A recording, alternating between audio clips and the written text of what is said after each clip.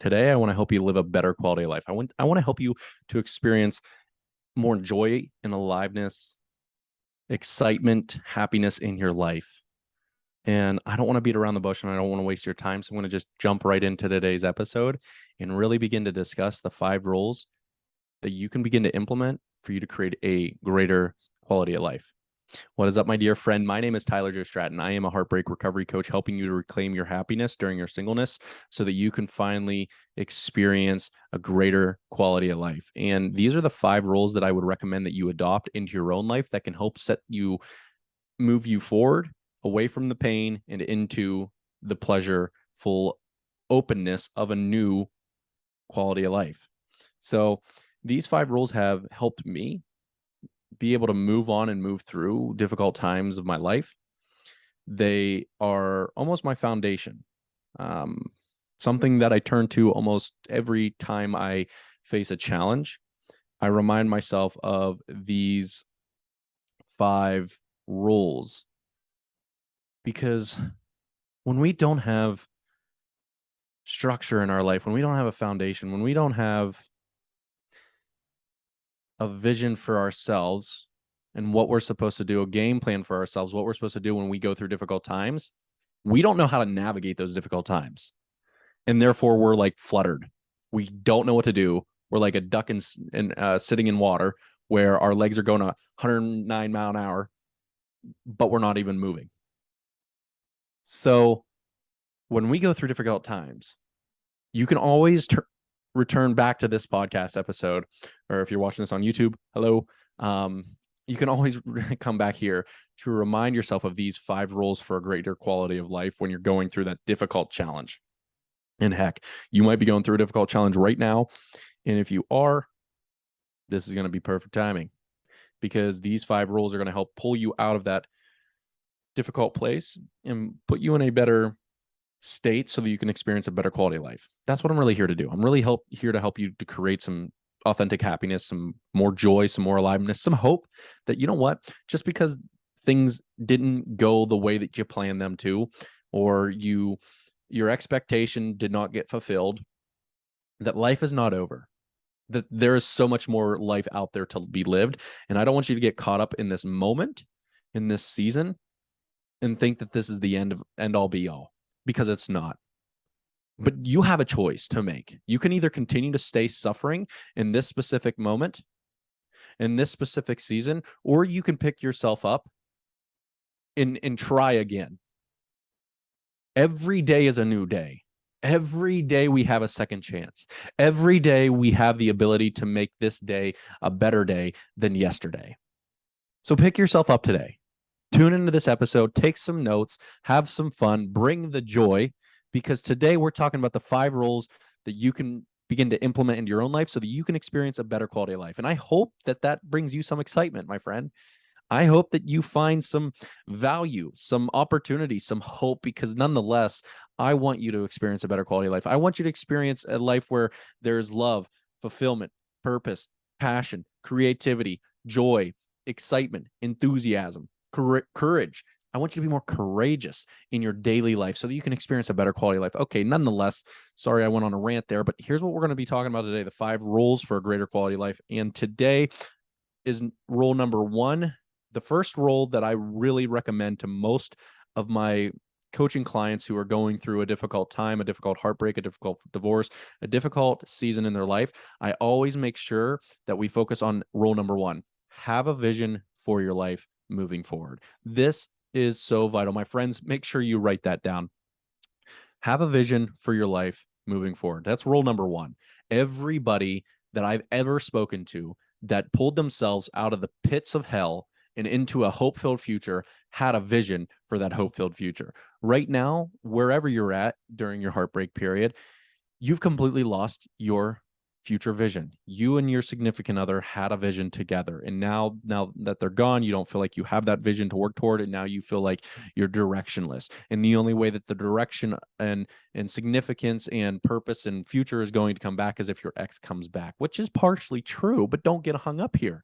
Let's go. Let's create a new future. The moment that you begin to invest into yourself by creating a new future is the moment that you restore hope into your own life.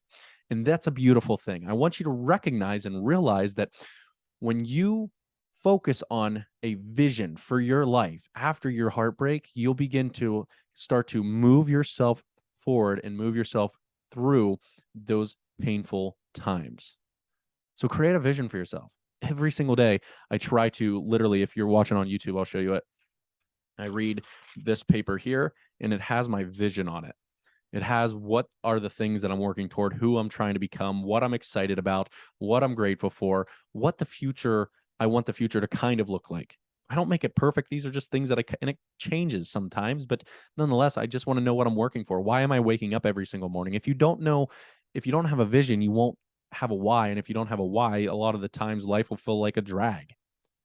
You won't remember yesterday because yesterday was the same as today, and all days get intertwined and you forget like what you ate, what you did, who you were with. Like, have you ever experienced those? Those are boring days. Those are wasted days. You're wasting your life away. And so wake up a little bit, my friend.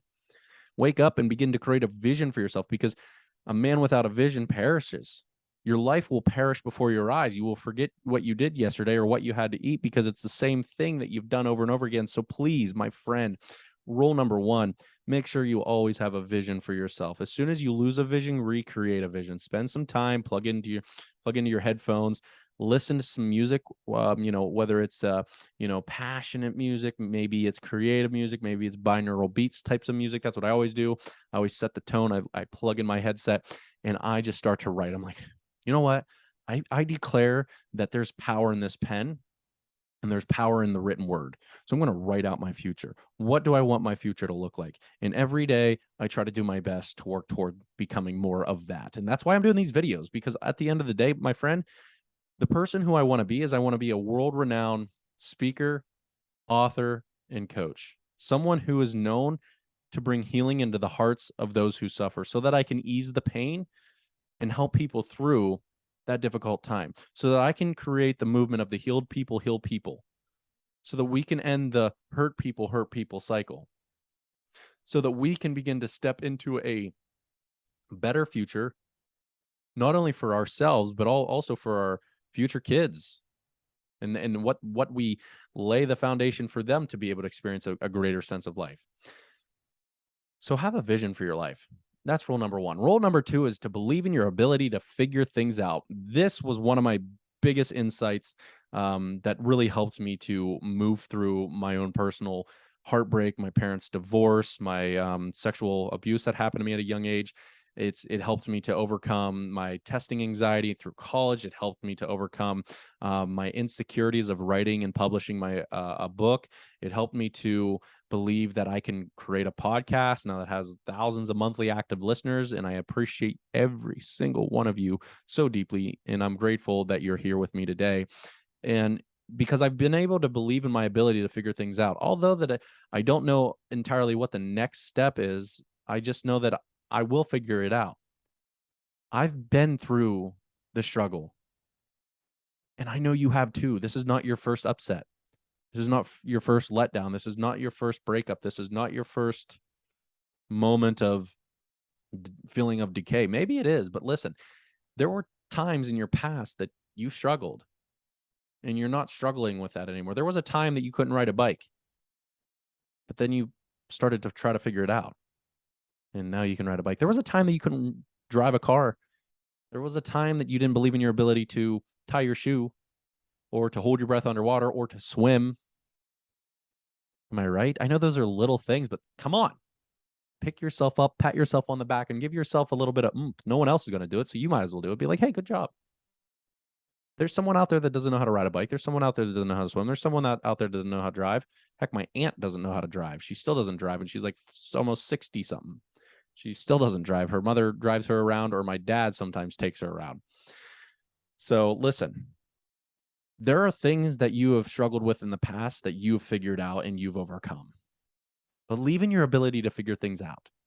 This will help you to move yourself through the difficult time, knowing like, hey, I'm in a season of struggle, stress, strain, low health. Maybe my relationships are shit. It's just a season. Just a season.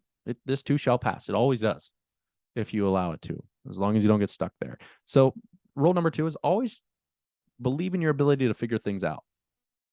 The third rule is that always, always have fun no matter what, chasing your vision. Once you set out on that vision, have fun chasing it.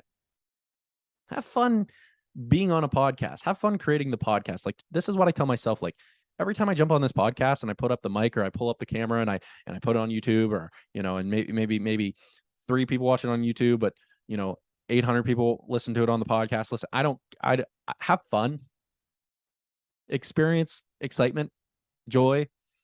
I part of my vision is to be, to run an amazing podcast that informs people to help them be able to heal and create happiness during their singleness, so that this podcast helps to strengthen their relationship that they have with themselves and then ultimately with others and everything in between.